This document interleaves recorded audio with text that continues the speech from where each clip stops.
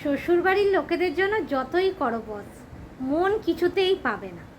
সে তুমি যতই খাটাখাটনি করো, যতই মুখের গোড়ায় খাবার ধরো, যতই অসুস্থ হলে সেবা করো, যতই তুমি বাড়ির টুকটাক কাজ করো, মন কিছুতেই পাবে না।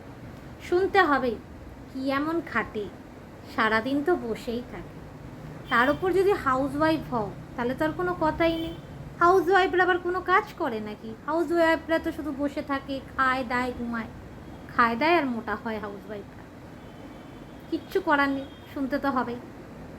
যারা চাকরি করে তাদেরকেও শুনতে হয়।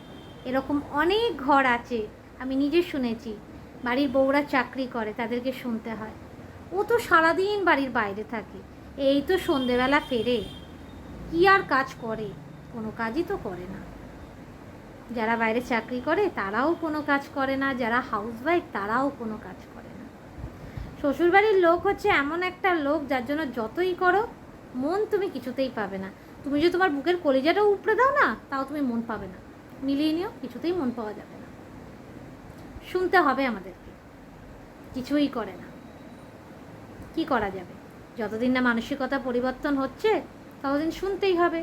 কারণ এই ধরনের মানুষগুলোর তো কোনোদিন মানসিকতা পরিবর্তন হবে না, মানসিকতা পরিবর্তনও হবে না, এবং তাদের সাথেও যা যা হয়েছে সে পুনরাবৃত্তি ঘটতেই থাকবে, ঘটতেই থাকবে, ঘটতেই থাকবে। ভিডিওটা কেমন লাগলো জানিও, ভালো লাগলে লাইক কমেন্ট শেয়ার করো, আর অবশ্যই জানিও, আর চ্যানেলটা কিন্তু সাবস্ক্রাইব করো ভালো লাগলে।